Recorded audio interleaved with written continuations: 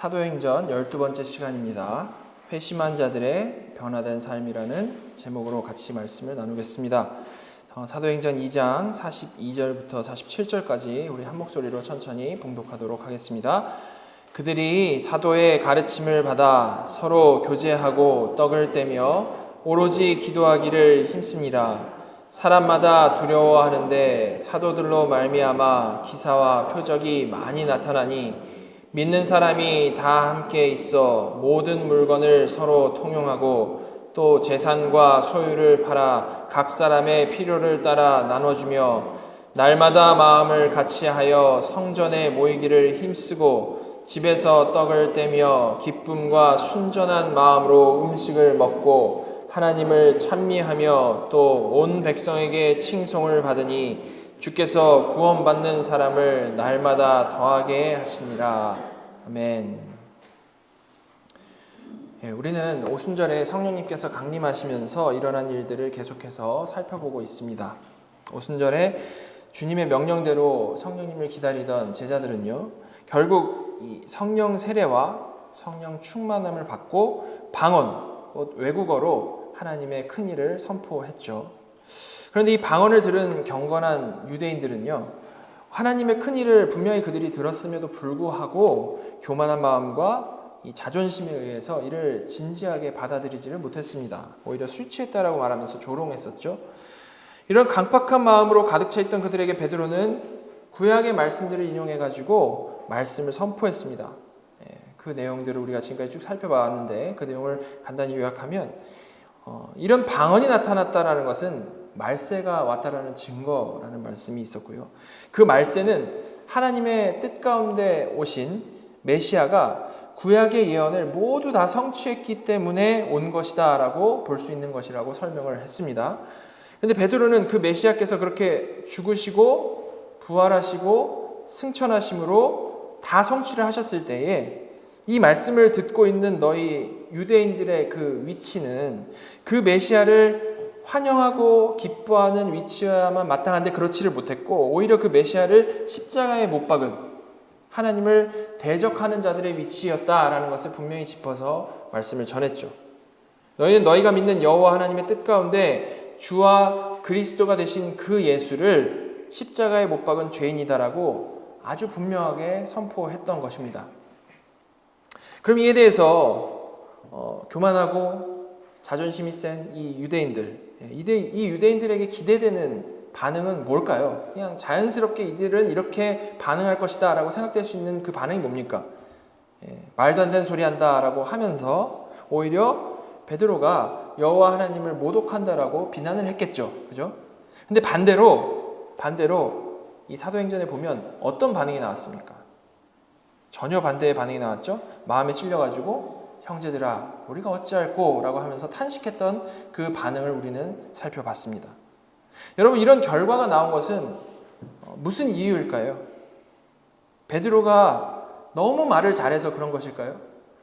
그렇지가 않죠. 철저히 오순절에 강림하신 성령님께서 그들 가운데 이루신 결과인 겁니다. 그 말씀을 통해 오셔서 그들의 죄를 책망하신 것이고요. 그들은 감사하게도 그 책망을 들을 수 있는 영적인 눈이 열렸던 거죠. 너무 감사한 일인 겁니다. 그죠? 근데 중요한 것은 성령님께서는 그렇게 딱 책망만 하시고 끝나는 그런 분이 절대 아니시라는 거죠. 자, 무엇을 하시는 분이십니까? 복음을 전해주셨죠. 복음. 성령 충만한 베드로는 그렇게 탄식하고 있는 그들에게 두 가지 명령을 했죠. 회개하라, 세례를 받으라. 예수의 이름으로 세례를 받으라. 이 두 가지 명령을 했습니다. 이 둘은 모두 예수님을 주와 그리스도로 믿는 믿음이 없이는 할 수 없는 불가능한 것이죠. 그죠? 회개, 뭡니까? 하나님께 돌아오는 것이라고 했죠. 이것은 오직 예수 그리스도의 그 의를 의지할 때에만 할 수 있는 거고요. 세례는 유대교에서 나와가지고 예수 그리스도의 이름으로 공적인 세례를 받는 것이지 않습니까? 그렇기 때문에 믿음이 없이는 할 수 없는 겁니다. 베드로는 바로 이런 회개와 세례를 그들에게 명령했던 것이죠. 근데 바로 전까지 교만해가지고 막 조롱했던 이들에게 성령께서는 좀 전에 살펴본 대로 죄를 깨닫게 해주셨을 뿐만이 아니고요. 믿음을 주셔가지고 회개케 하시고 세례를 주신 것입니다. 성령님께서 이루신 것이죠. 그래서 율법만으로는 이 죄를 깨닫고 결국 3,000명이 심판을 받았었는데, 반대로 여기서는 죄를 깨닫고 그로부터 3,000명이 구원을 받게 된 것이었습니다. 여러분, 이게요, 예수 믿는 것입니다. 예수 믿는 것. 그냥 어떻게 쉽게 그냥 공식화 시켜가지고 누구나 그냥 인정할 수준으로 자기 죄를 그냥 난 죄인이죠, 그 정도로 인정을 하고 영접기도 따라하면 되는 게 예수 믿는 게 아니고, 정말 한 사람의 인생이 송두리째 바뀌는 것, 정말로 다시 태어나서 다른 삶을 살아가게 되는 것이 양자된 자의 모습인 거죠. 그죠? 오늘은 이런 이 격정적이고 너무나도 큰 의미를 지닌 이 회개와 세례를 경험한 이 하나님의 양자들이 이전과는 어떤 다른 모습을 내어놓고 살았는지를 살펴보려고 합니다. 이를 통해서 우리가 우리 자신을 돌아보면서 과연 예수 믿는다라는 것이 과연 어떤 의미인지를 좀 다시 한번 생각해 봤으면 좋겠고요. 회개하고 주님께로 나아가는 오늘 이 시간이 되기를 간절히 소망합니다. 자, 42절부터 보시면 그들이 사도의 가르침을 받아 서로 교제하고 떡을 떼며 오로지 기도하기를 힘쓰니라 라고 말씀이 나와 있습니다. 자, 여기서 그들이 누굽니까? 조금 전에 제자들이 방언하는 것을 보면서 술 취했다라고 조롱했던 그 소위 경건한 유대인들이죠. 그 경건한 유대인들. 그러나 이제는 회심하고 세례받은 크리스찬 새신자들이죠. 그죠? 바로 그들이 본래 사도들을 갈릴리에서 왔다고 얕봤던 그들이, 원래 조금 전까지만 해도 그렇게 얕봤던 그들이 이제는 정말 회심해서 그 사도들의 가르침을 듣게 되었다라는 겁니다. 확 바뀌었죠. 그죠? 그리고 서로 교제하고 떡을 떼고 오로지 기도하기를 힘썼다라고 말씀을 하고 있는데요. 이 42절에 나온 이 네 가지, 사도들의 가르침을 받는 것, 교제하는 것, 떡을 떼는 것, 기도하는 것, 혹은 이거를 세 가지라고도 볼 수 있습니다. 왜냐하면 이걸 원어로 보게 되면 이 중간에 두 개 사이에 엔드가 없어요. 그래서 교제하는 것과 떡을 떼는 것을 하나로도 볼 수 있습니다. 아무튼 이것들이 초대교회에서 그리스도인의 그 모임의 특징을 요약한 것이다 라고 볼 수가 있는 것이죠. 회심한 자들의 모임을 이렇게 요약을 한 겁니다. 이런 걸 한다라는 거죠. 자, 그래서 먼저 이 사도의 가르침, 처음으로 나온 이 사도의 가르침에 대해서 좀 잘 생각을 해보면, 앞서 살펴본 베드로의 이 설교에서와 같이 사도들은 그들에게 분명히 구약을 인용해가지고 예수님께서 주님이시고 그리스도이시다라는 그 내용을 선포하는 그 복음을 아주 다양하게 가르쳤을 겁니다. 구약을 인용해서요. 성경을 원래 잘 알던 유대인들이니까 뭐 이해가 빨랐겠죠. 그죠? 그리고 두 번째로 나온 이 교제라는 것은 우리가 그냥 일반적으로 표현하는 것과 같이 그냥 같이 이야기 나누고 밥 먹고 교제하는 그 정도의 것이 아니라, 그것도 교제지만 그것만이 아니고 이후 이 44절 이하에 나오는 서로 간의 이 나눔이 풍성한, 좀 더 아주 깊은 관계적인 것을 말을 하는 겁니다. 자, 그리고 떡을 뗀다라는 것은 이 성찬에 대한 누가의 표현 방식이죠. 누가의 표현 방식입니다. 물론 이때는요, 이 소위 애찬이라고 하는 식사와 성례로서의 성찬이 명확히 구분된 시기는 아니었습니다. 그렇기 때문에 둘 다를 아우르는 표현이라고 볼 수 있을 것 같습니다.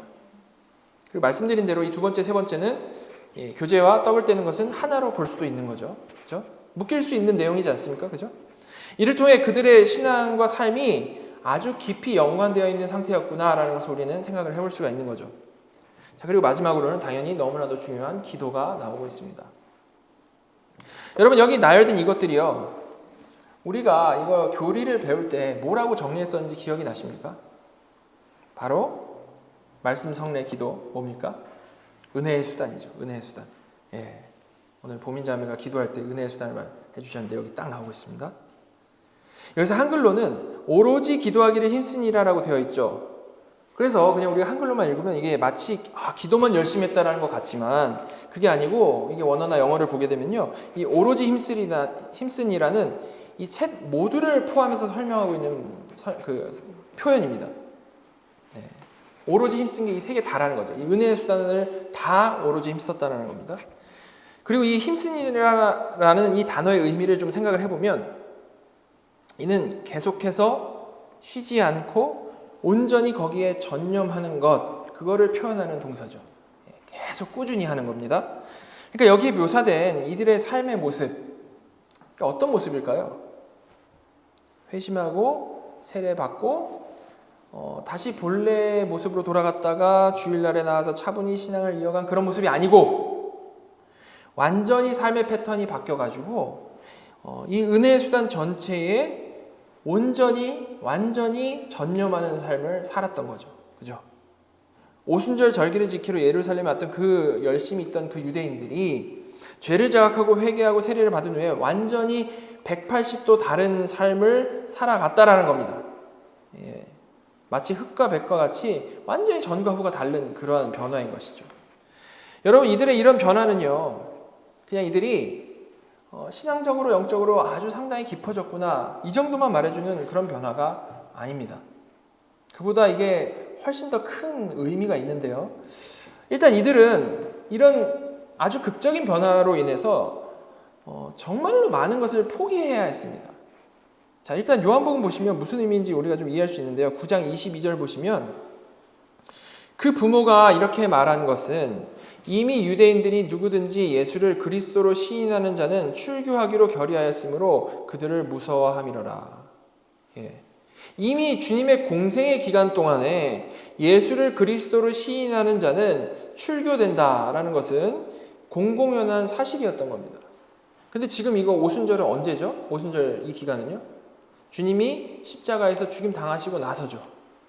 그렇다면 이때의 출교의 의미는 이 요한복음 말씀에 따라 더 비교할 수 없이 더 무서운 의미가 됐을 겁니다. 그죠? 긴장감이 극도로 있는 그 시기였으니까요. 여러분, 근데 이 기본적으로 이 유대교 출교, 유대교에서의 출교에 대해서 좀 생각을 해보면 단지 종교를 바꾸는 정도의 의미가 아니죠. 예, 뭐 이 시대에는 출교 당했습니다 해가지고 무서워할 사람도 없지만 정말 단지 종교를 바꾸는 그런 느낌이 아닌 겁니다. 그 당시 그들의 삶은 유대교 중심으로 모든 게 다 돌아가고 있었기 때문에 여기서 출교당한다는 것은 일단 가족을 포함해가지고 지금까지 자신의 모든 삶의 관계가 끊길 수 있는 상황으로 들어간다라는 그런 의미였습니다. 그리고 또한 그렇게 관계가 끊기고 그에 더해가지고 그 사회에서 혐오의 대상이 되다 보니까 지금까지 쌓아온 자신의 어떤 모든 커리어가 무너지는 것은 너무 당연한 거고요. 법적으로도 보호받기 힘든 상황이 된다는 의미였던 것이죠. 즉 완전히 기존에 자신이 속해 있던 사회에서 끊겨져 나가는 것을 의미했다라는 겁니다. 출교당한다는 것은. 그리고 그에 더해가지고 이 오순절에 선포된 베드로의 설교, 이거에 반응한 거 아닙니까? 이것에 반응해가지고 모두 앞에서 개종을 했습니다. 세례받으면서. 그것은 예수를 죽인 죄를 스스로 다 인정한다는 거죠. 유대인이 정말로 그랬습니다. 우리가 그랬습니다라는 걸 인정한다는 것이기 때문에 출교 정도일 뿐만 아니라 아예 유대교의 적으로 돌아서는 의미까지 담길 수 있었던 상황이었던 거죠. 이것이 그들의 결정에 따르는 상황이었던 겁니다. 여러분, 그런데 이들은요, 그런 아주 심각한 어려움이 예상됨에도 상관없이 주님께로 돌아오는 회개와 공적인 신앙 고백인 세례를 받았던 거죠. 상관없이. 무려 3,000명이나 말입니다. 여러분, 이런 엄청난 결단, 굳게 마음 먹는다고 아니면 그냥 분위기에 휩쓸려서 할 수 있는 그러한 것일까요? 절대 그렇지가 않죠. 그런 수준의 일이 아닌 겁니다. 이때 이들의 마음 상태는 다른 모든 것과 객관적으로 비교해 봤을 때 예수 믿는 것이 조금 더 나에게 이익이기 때문에 내가 선택하는, 믿는 입장을 취하는 그런 게 전혀 아니었다라는 겁니다. 따져보고 그게 나에게 가장 유익이 되니까 이제 다녀야지 하는 그런 류의 상태가 아니었다는 겁니다. 근데 우리 시대는 어떻죠? 우리 시대는 사실 그런 식의 마음 상태가 너무나도 만연해 있습니다.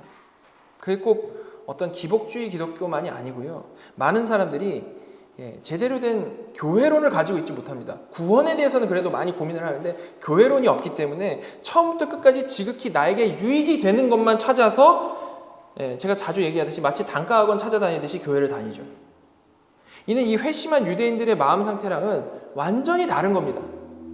이들이 겪은 변화는 마치 막 쓰나미가 몰려 들어오듯이 모든 상황을 완전히 뒤집어 엎는 아주 강력한 변화였던 거죠.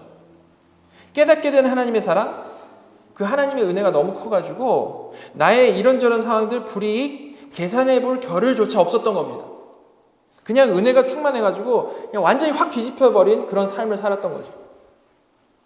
여러분, 이것이 바로 성경이 말하는 회심한 자들, 이것이 바로 성경이 말하는 예수 믿는 자들의 변화라는 겁니다. 이게 성경이 우리에게 소개하는 예수 믿는 것이라는 거죠. 이게 정말 거듭났기 때문에, 다시 태어나 버렸기 때문에 가능한 변화가 이거라는 겁니다. 자, 이들의 이런 극적인 변화, 이것이 이해가 될 때요, 그 다음 구절도 우리가 잘 이해할 수 있는 거죠. 43절 보시면 사람마다 두려워하는데 사도들로 말미암아 기사와 표적이 많이 나타나니. 우리말로는 이렇게 돼 있어가지고 마치 이 사도들로 말미암아 기사와 표적이 많이 일어났기 때문에 그것 때문에 사람들이 두려워하는 것 같이 읽혀지지만, 사실 이것도 원어나 영어로 보게 되면 사람마다 두려워했다, 그리고 사도들로 말미암아 기사와 표적이 많이 나타났다라고 이 두 문장 사이에 어떤 특별한 인과관계가 없이 쓰인 것을 우리가 볼 수 있습니다. 따라서 이 43절은 사도들의 기사와 표적 때문에 그 사람들이 두려워했다라는 게 아니고 앞선 내용에 대한 설명인 것이죠. 즉 회심한 유대인들의 그런 극적인 변화 때문에 주변 사람들이 이를 보고 두려워했다라는 겁니다. 주변 사람들이 그거 보고 두려워했다라는 겁니다. 그들의 가족과 친구들과 지인들과 그 곁에 있던 모든 사람들이 이들의 이 극적인 변화를 보고 경외심을 느꼈다라는 거죠. 도대체 이건 뭔가? 어떻게 저럴 수 있는가? 절대 그들이 어떤 두려운 일을 해서 그런 게 아니죠. 이들은 그저 은혜의 수단, 말씀, 성례, 기도에만 오로지 집중을 했을 뿐인데 그들 가운데 보여지는 그 변화가 완전히 전과 후가 완전히 다른, 너무나도 강렬한 변화였기 때문에 이를 보고 주위 사람들은 두려워할 수밖에 없었다는 겁니다. 아니, 어제까지 얘기하던 사람이 오늘 어떻게 저렇게 변하지? 그런 거죠. 그리고 거기에 사도들의 이제 기사 표적까지 더해진 거죠. 그러니까 얼마나 이 새로운 기독교라는 이 예수 믿는 자들의 이 모임이 얼마나 강력한 이 메시지가 되었겠습니까? 그죠? 놀란 사람들에게 더 놀랄 상황들이 계속 이어지는 겁니다. 근데 그뿐만이 아니라 이들의 변화는 그런 영적인 일에 집중하는 것과 마음이 변화된 것, 그것 때문에 사람들이 놀랐는데 그것에 멈추질 않았습니다. 거기서 멈추지 않고 이들의 변화는 철저한 삶의 변화로 이어졌습니다. 자, 그 내용들은 이어진 말씀에 기록되어 있는데요. 44절, 45절 보시면 믿는 사람이 다 함께 있어 모든 물건을 서로 통용하고 또 재산과 소유를 팔아 각 사람의 필요를 따라 나눠주며, 이것이 그들 삶에 나타난 극적인 변화였습니다.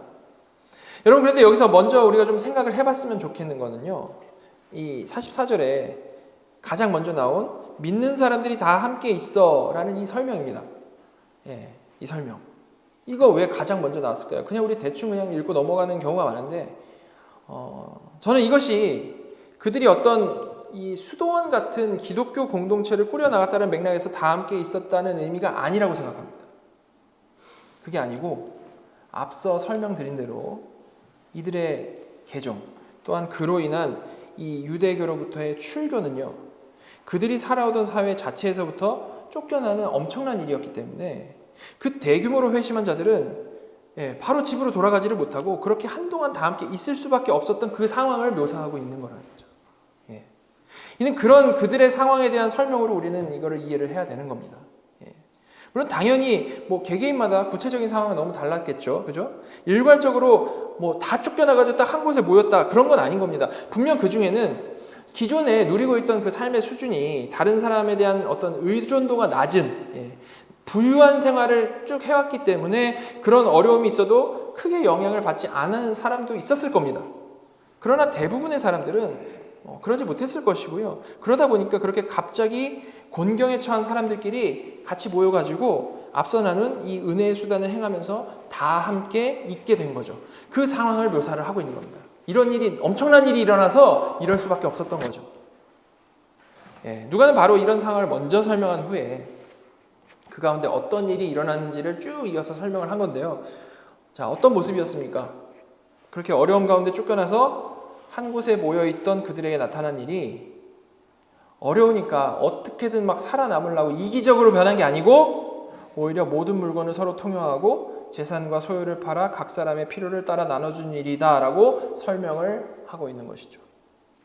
따라서 이 말씀은 그런 특별한 상황 가운데 이런 놀라운 일들이 자연스럽게 일어났다라는 그 사실을 소개하고 있는 거지, 모든 회심한 사람들은 언제나 자기 모든 소유를 팔아서 남을 돕는다라는 말을 하는 것은 아닙니다. 그런 식으로 공식화시켜서 말할 수 있는 그런 문제가 아니라는 거죠.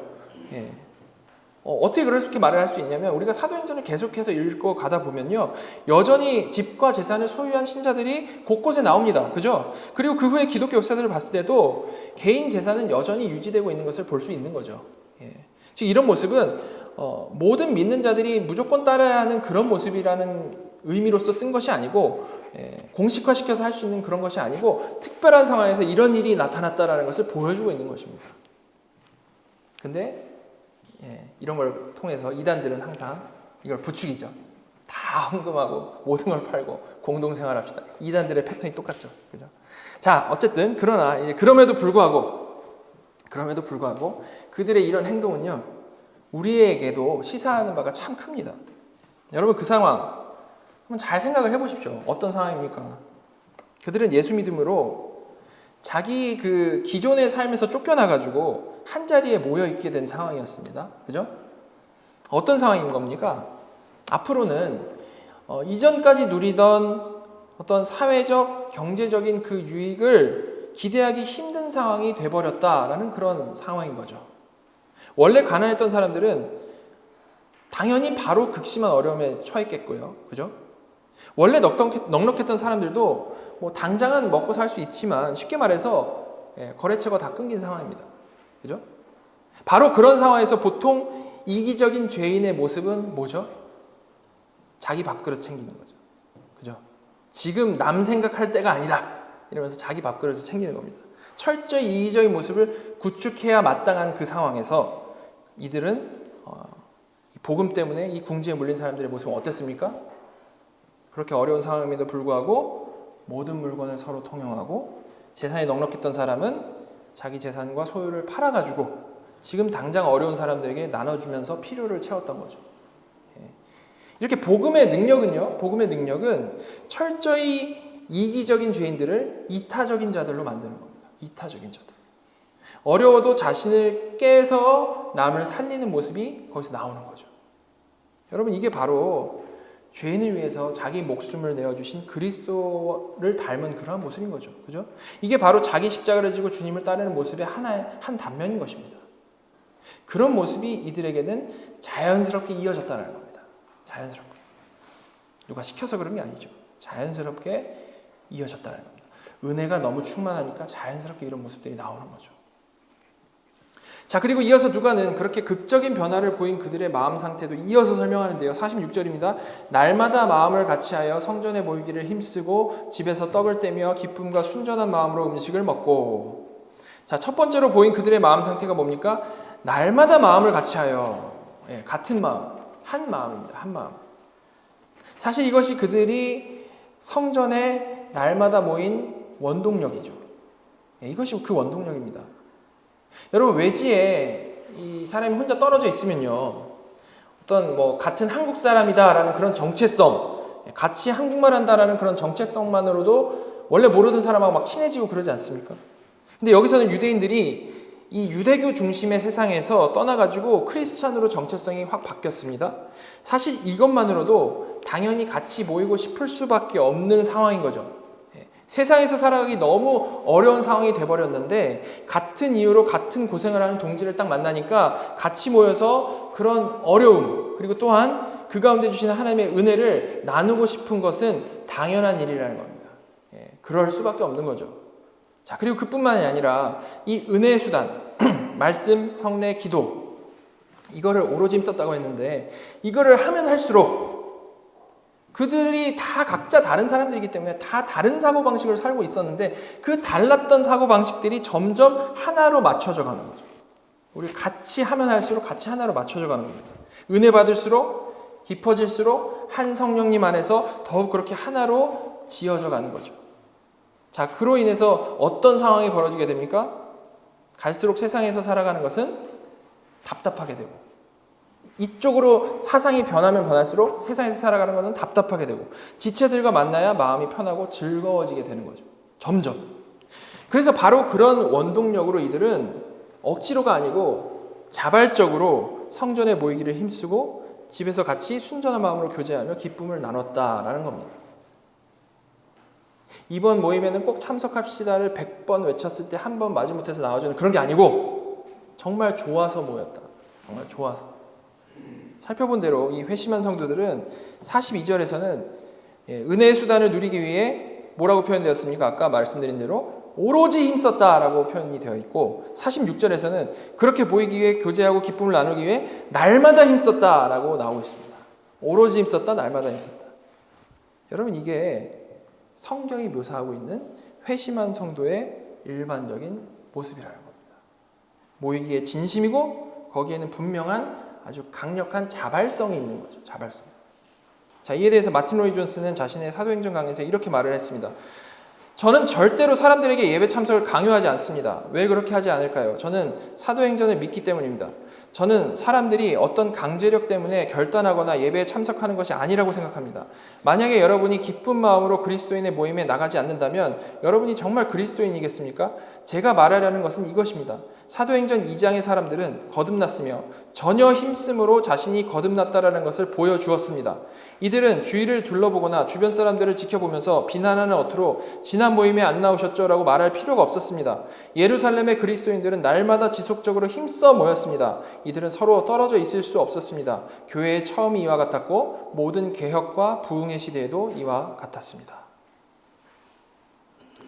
여러분, 어떤 사람에게 이 세상이 편하고 좋으면요, 교회의 모임은 당연하게 귀찮은 것이 될 수밖에 없습니다. 그렇지 않겠습니까? 그죠?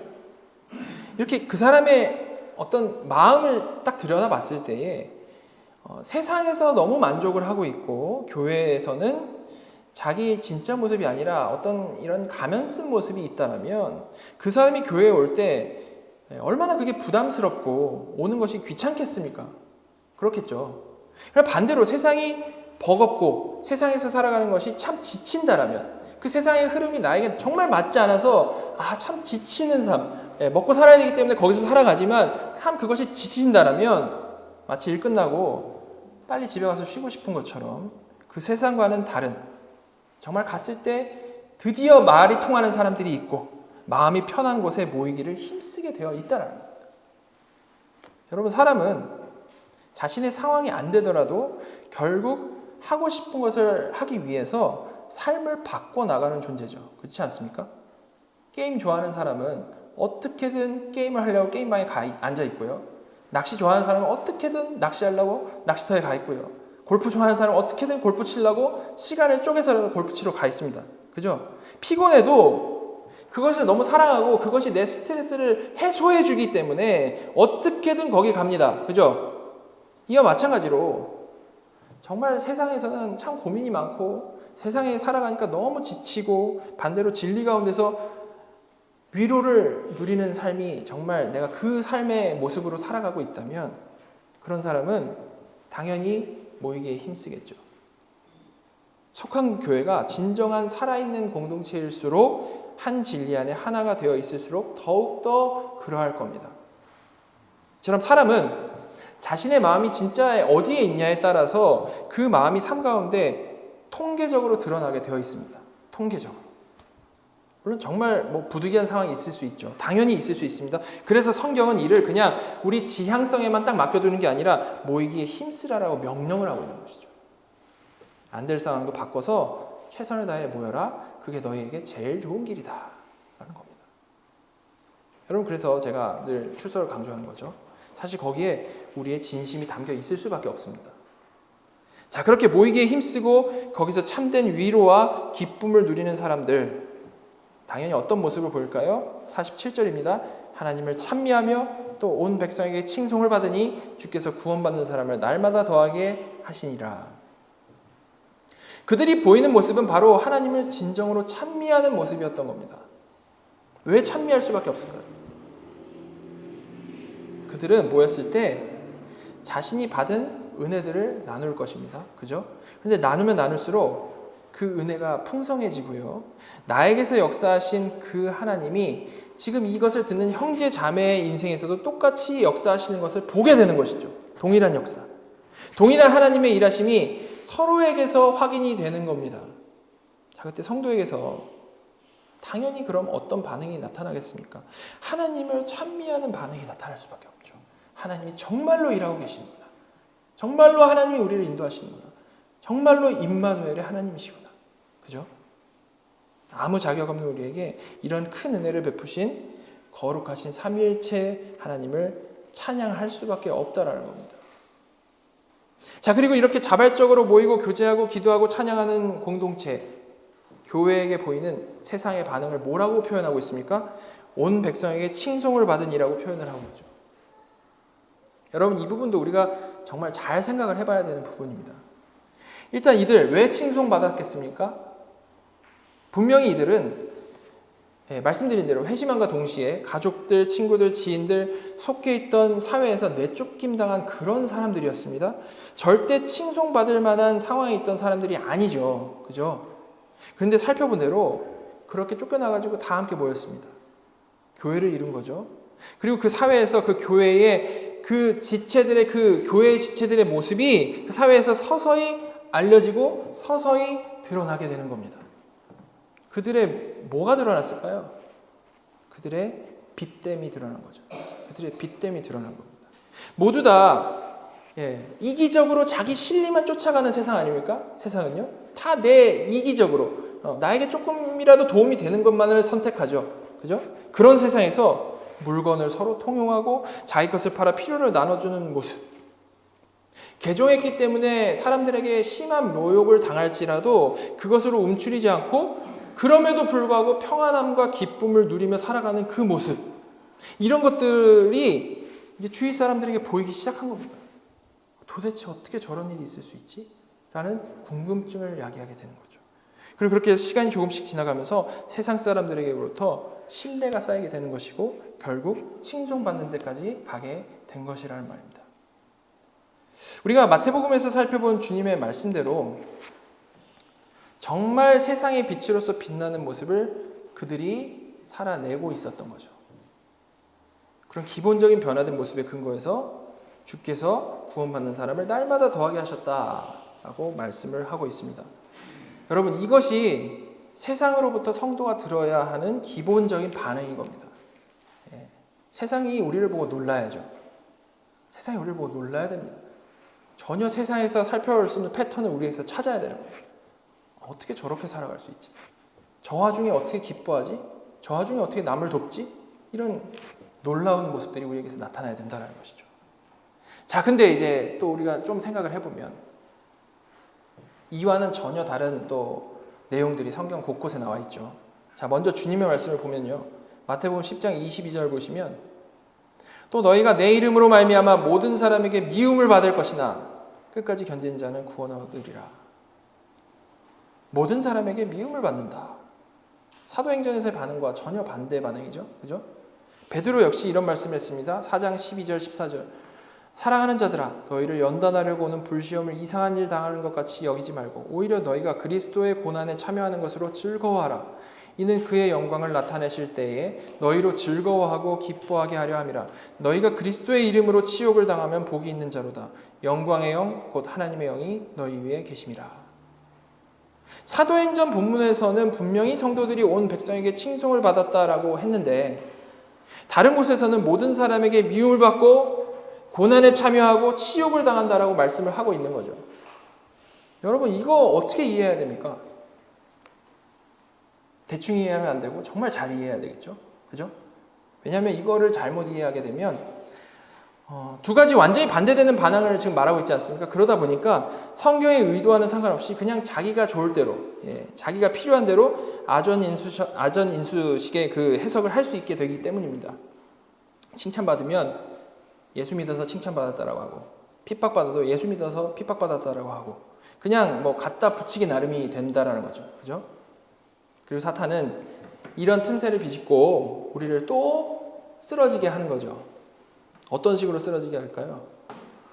주로 자기가 잘못해가지고 욕을 먹고 있으면서도 예수 믿기 때문에 핍박받는다라고 스스로 속이는 거죠. 특히 목사님들 경우에 이런 경우가 상당히 많은데, 자기가 잘못해서 어려움을 겪고 있는 상황입니다. 그런데 내가 복음을 전하기 때문에 핍박이 온다라고 스스로를 그렇게 위안을 하는 거죠. 그런 식으로 해석을 하는 겁니다. 그러니까 당연히 그런 사람들은 자기 자신을 제대로 돌아보지를 못하고 늘 변화없는 모습으로 같은 이유로 욕을 먹고 같은 이유로 어려움을 겪으며 계속해서 나아가는 거죠. 자, 그래서 이를 우리가 좀 잘 정리를 해봐야 되는데, 일단 사도행전에서 그들이 온 백성에게 칭송을 들은 그 이유, 먼저 좀 잘 생각해 봤으면 좋겠습니다. 지금까지 살펴본 본문 다시 돌아보게 되면 그 칭송의 이유 무엇이었습니까?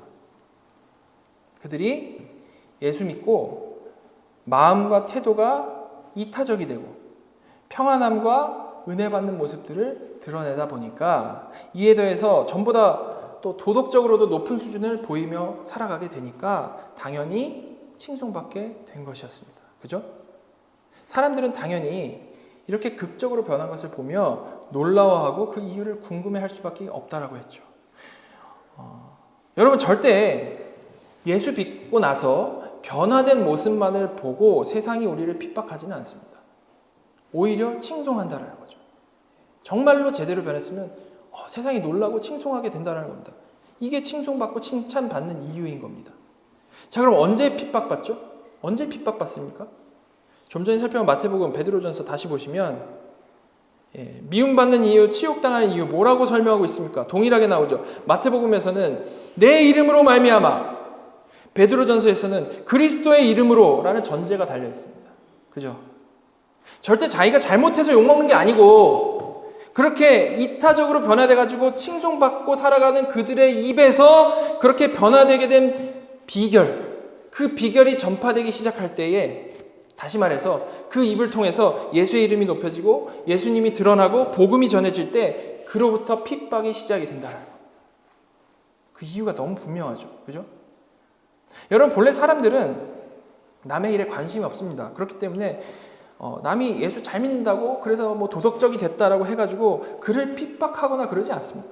그게 아니고, 그렇게 변화된 자들의 입에서 자신들을 향한 영적인 도전이 올 때, 즉 부딪히는 돌과 걸려 넘어지게 하는 바인 예수 그리스도, 그 복음이 전파가 될 때에 바로 그때부터 핍박이 시작된다라는 겁니다.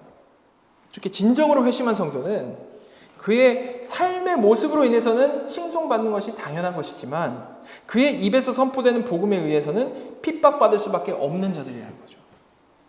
이것이 바로 예수님이 걸으신 길과 같은 길인 것이고요. 이것이 바로 사도들이 걸은 길과 같은 길인 것이고요. 이것이 바로 우리보다 앞선 선배, 믿음의 선배들이 걸은 길과 같은 길인 것입니다. 따라서 정말 회심한 성도라고 하면서 그들의 삶의 모습 때문에 사람들로부터 늘 욕을 먹거나, 반대로 복음을 가감없이 전한다고 하면서도 모든 사람이 다 그 말씀을 좋아한다면 사실 그거는 뭔가 문제가 있는 거죠. 성경에 묘사된 진짜 성도의 모습에 정확히 반대 결과를 보여주고 있는 것이기 때문입니다. 우리는 이에 대해서 정말 진지하게 생각을 해야 되는 것이죠. 우리의 모습과 우리의 말, 그에 따르는 결과가 다르다라는 겁니다. 자, 오늘은 사도행전 말씀을 통해서 이 베드로 설교를 듣고 극적으로 회심한 유대인들이 어떤 변화된 삶을 살았는지를 살펴봤습니다. 지난주에 설명드린 대로 우리의 구원은요, 이 유대인들에게 나타난 것처럼 자기 부인, 믿음, 회개로 이어지는 것이어야죠. 같은 성령님께서 이루시는 구원이기 때문에 그렇습니다. 누구나 다 그 과정을 겪습니다. 그죠?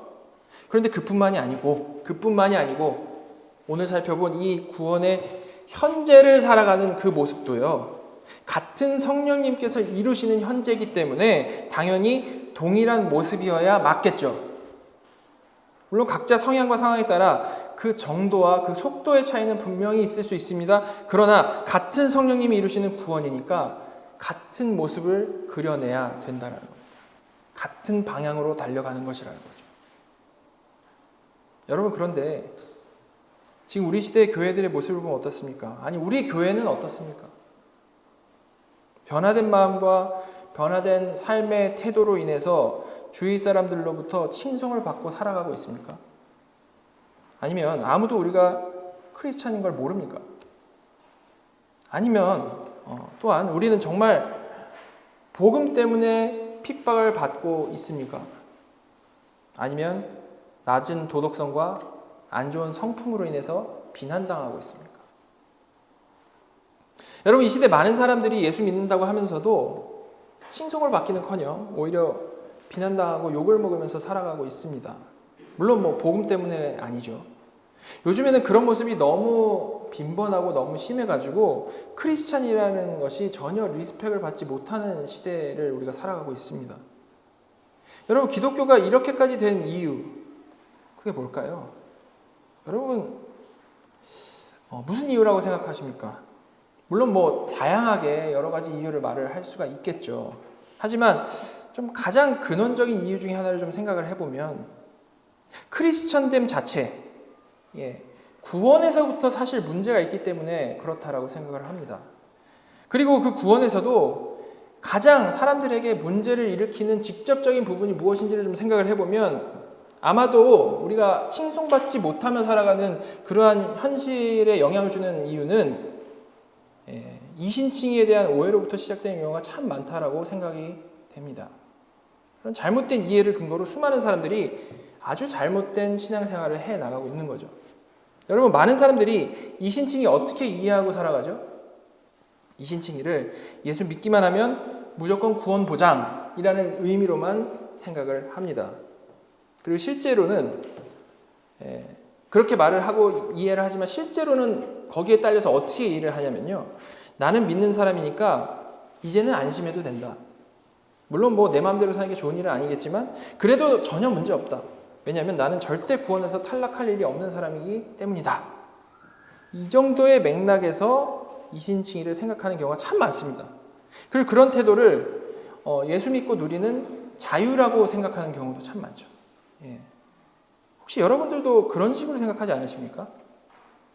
절대 그렇지가 않다는 겁니다. 일단 이신칭의 오직 믿음으로만 의롭다함 받는다라는 이 진리는요, 분명 더 이상 나의 공로가 아니고 예수 그리스도의 공로로 판단받는 것임은 분명히 맞습니다. 정말 믿음으로 의롭다함 받은 그 사람은 정말로 구원에서 탈락될 일이 없죠. 맞습니다. 그러나 여기에 그러니까 이제 내 마음대로 살아도 되라는 생각이 바로 이어진다면, 이 진리에 이제 내 마음대로 살아도 되라는 생각이 딱 이어진다면, 가로치고 그 생각이 딱 들어있다면 그것은 이 귀한 진리를 정말로 잘못 이해하고 있다는 것이죠. 그런 마음대로 사는 건요, 절대 성경이 말하는 자유함이 아니라는 겁니다. 그것은 오히려 자신이 가짜임을 드러내는 태도인 겁니다. 여러분, 성경이 말하는 자유 무엇이죠? 자유. 성경이 말하는 자유는 기본적으로 죄로부터의 자유입니다. 그죠? 이것은 예수 믿기 전과 자유에 대한 이해가 완전히 바뀌는 거죠. 완전히 바뀌는 겁니다. 어떻게 그렇습니까?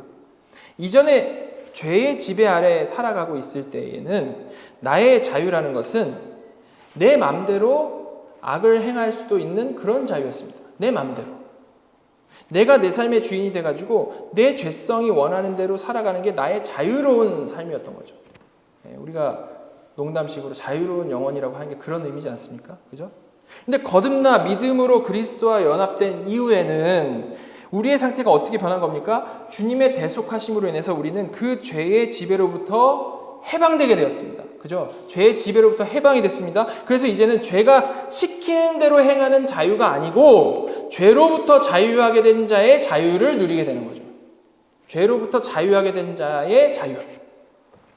그게 어떤 자유일까요? 이 자유는 하나님을 향하는 자유. 하나님 안에서 누리는 그러한 자유인 겁니다. 그렇지 않겠습니까? 거듭났다라는 건요, 정말로 영적으로 다시 태어난 것이고 새 마음을 받는 것이기 때문에 그렇게 변화된 성도로서 누리는 이 자유함이라는 건요, 자유함이라는 것은 오직 은혜로 날 구원하신 하나님을 마음껏 사랑할 수 있는 자유, 하나님께 억지로가 아니라 자기 의지로 순종할 수 있는 자유인 겁니다. 본래 죄 아래 노예로 묶여 있었는데 그 사슬이 끊기고 하나님의 양자가 되어버렸기 때문에 그 자유는 당연히 그 하나님 품 안에서의 자유라는 거죠. 쉽게 말하자면 은혜로 왕에게 입양된 왕자가 한 명 있었는데 그가 누리는 자유는 그 새 신분에 맞게 왕궁 안에서 누리며 살아가는 자유라는 겁니다. 그렇죠. 그가 이전에 경험해 본 적이 없는 정말 그에 걸맞는 아주 고귀한 자유인 겁니다. 정말 새롭고 고귀한 자유. 하나님의 자녀로서, 왕의 아들로서, 왕자로서 누리는 그 자유라는 겁니다. 근데 이 신칭의를 오해해가지고 이제 구원에서 탈락할 일 없으니까 마음대로 살아야지라는 생각을 하고 또한 이 죄악된 자유를 향해서 부담 없이 달려가는 사람이라면 그것은 마치 왕자가요. 그렇게 양자된 왕자가 성 밖으로 뛰쳐나가가지고 거지같이 구걸하면서 그래도 내가 여전히 왕자이면 변함없다라고 고집 피우는 것과 마찬가지 상황이라는 겁니다. 여러분 이걸 좀 상상을 해보십시오. 이게 정말 왕자된 자가 할 일입니까?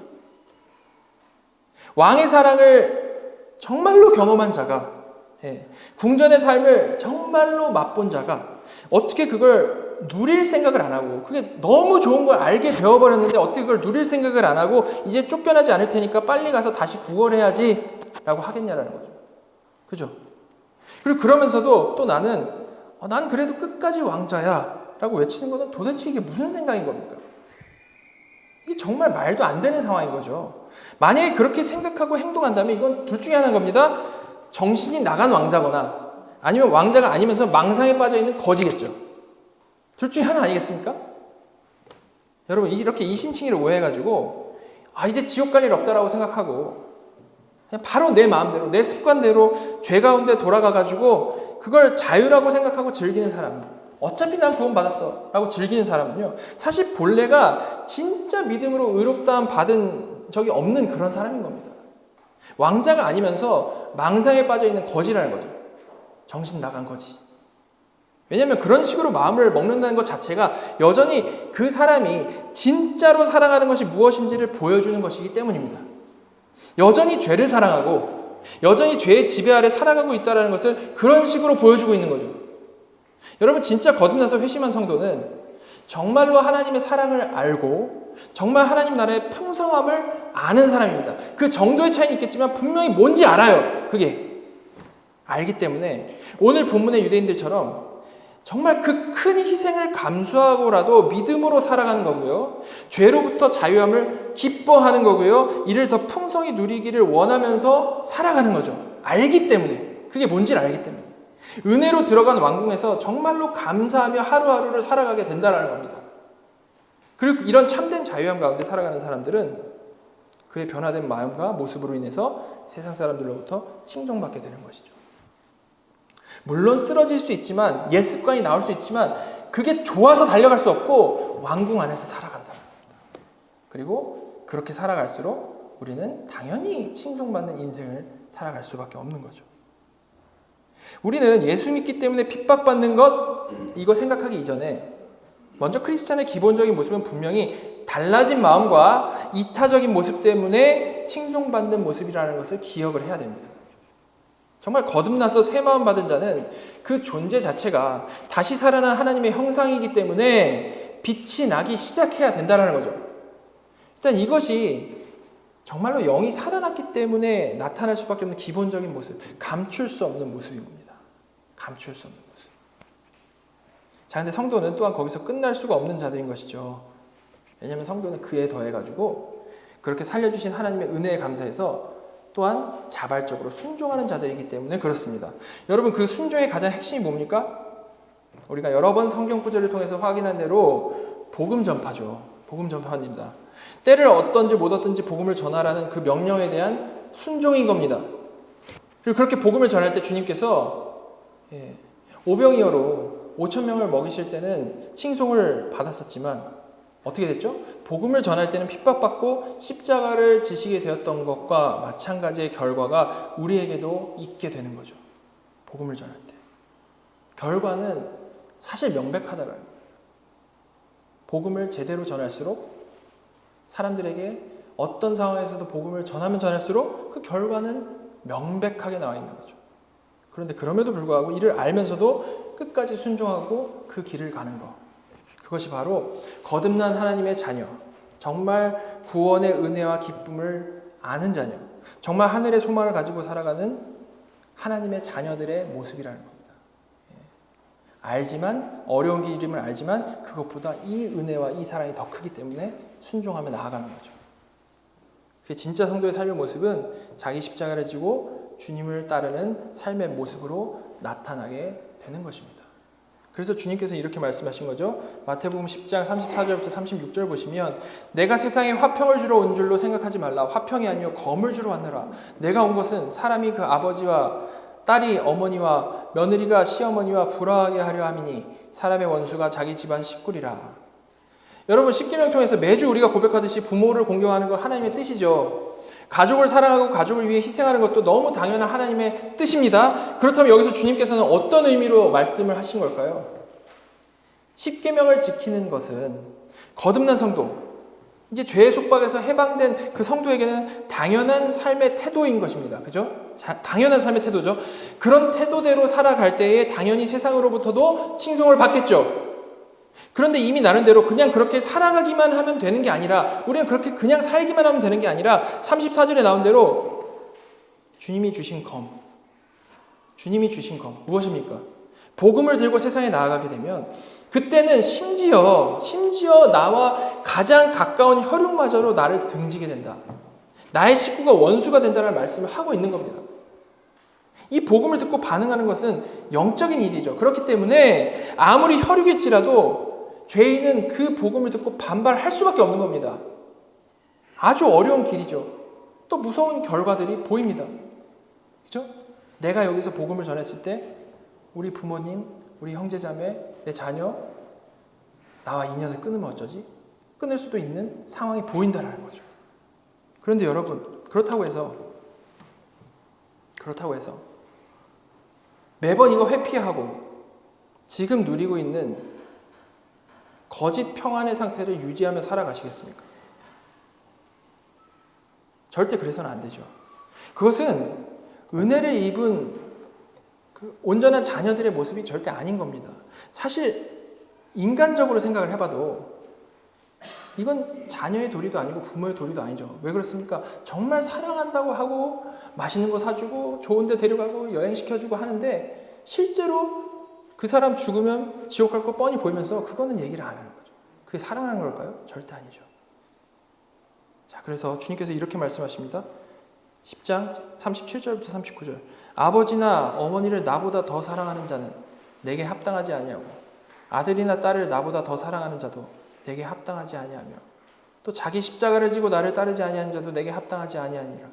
자기 목숨을 얻는 자는 잃을 것이요 나를 위하여 자기 목숨을 잃는 자는 얻으리라. 여러분, 우리는 예수님을 주인님이라고 부르는 자들입니다. 주인님. 즉 이 복음 전파의 사명을 회피해도 괜찮은 게 아니라는 말이죠. 수준 높은 크리스찬만 하는 거고 나 정도는 안 해도 괜찮은 게 아니라는 말입니다. 하나님의 뜻은요, 정말 때를 얻든지 못 얻든지 복음을 전하는 것이고 우리는 그것에 순종해야만 하는 자들인 것이죠. 그런데 그로 인해 내 가족이 이렇게 원수가 될 수도 있는데 어떻게 이에 순종을 하겠냐는 겁니다. 너무 어려운 일이지 않겠습니까? 물론 그 결과가 100% 원수만 된다면 정말 순종하기 힘들 겁니다. 그렇겠죠. 그리고 그건 너무 잔혹한 일일 겁니다. 복음을 전해라? 무조건 원수 될 거다. 얼마나 잔혹해요. 그죠? 그러나 하나님의 명령은 그런 게 아니죠. 우리는 가질 수 있는 분명한 소망이 있습니다.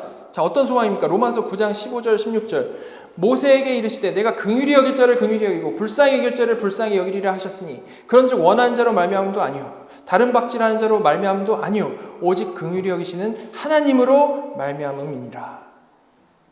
원래 죄인은 복음을 듣고 분노하고 심지어 가족까지도 원수가 되지만 그게 일반적인 죄인들의 반응이 맞지만 하나님께서 주권적으로 은혜를 주시면, 우리 아버지께서 정말로 은혜를 주시면, 그래서 우리 가족의 마음도 만져주신다면 내 부모님에게도 내 자녀, 내 형제 자매에게도 유대인들이 복음을 듣고 나타낸 그 탄식, 그 동일한 탄식, 나 같은 죄인이 이제 어떻게 해야 할까?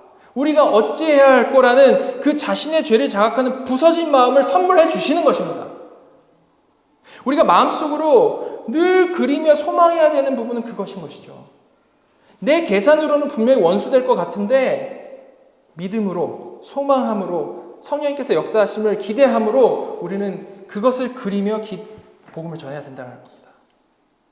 우리는 이렇게 하나님께서 은혜 주시기만을 간절히 소망하며 순종함으로 때를 얻든지 못 얻든지 복음을 전해야 하는 것이죠. 그리고 물론 그런 은혜가 임하기를 바라는 마음으로 우리 사랑하는 가족들, 지인들을 위해서 늘 간절히 기도해야 할 것입니다. 여러분, 지금 우리 관계 속에서 누리고 있는 거짓 평안들이 참 많이 있습니다. 이 거짓 평안들은요, 우리 가족들을, 우리 친구들을 영원히 평안이 없는 곳으로 내던져지게 할 헛된 평안인 것입니다. 따라서 우리는 그들이 진정한 영원한 평안을 누릴 수 있게 하기 위해서 중요한 게 뭡니까? 내 능력, 내 말빨, 내 지식을 믿을 것이 아니라 성령님을 믿는 믿음으로, 말씀에 순종함으로 지금의 평안을 깨나가야 되는 자들이라는 거죠.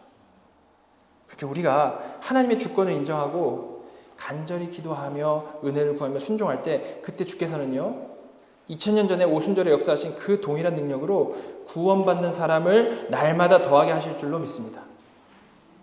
저와 여러분 모두가 정말 소망을 가지고 기도하고요. 정말 20년 동안 안 변했는데 어떻게 변하겠어요가 아니라 지금이라도 성령님이 역사하시면 변할 수 있다는 그 소망을 가지고 기도를 하고요. 말씀에 순종함으로 복음을 정말 담대히 전하는, 그래서 그 가운데 역사하시는 하나님의 능력을 아주 풍성히 체험하는 복되고 거룩한 성도들 다 되기를 간절히 소망합니다. 우리 같이 기도하도록 하겠습니다. 하나님, 오늘 말씀을 통해서 회심한 자들이 어떤 변화된 삶을 살았는지 살펴보게 하여 주셔서 감사드립니다. 하나님, 우리가 이들의 변화를 보며 우리는 정말 남을 위해 나를 희생하는 모습이 있는지, 모이기를 힘쓰고 이를 정말로 기뻐하는지, 그리고 늘 하나님을 향한 찬양으로 풍성한 삶을 살아가고 있는지, 그래서 세상 사람들로부터 칭송받는 삶을 살아가고 있는지, 우리의 모습을, 나의 모습을 진지하게 돌아보기를 간절히 소망합니다. 하나님, 정말 저희가 지금 모습 그대로 굳어져 살아가는 것이 아니라 회개함으로써 주님 안에서 진짜 성도의 모습들을 회복해 나가기를 간절히 원합니다.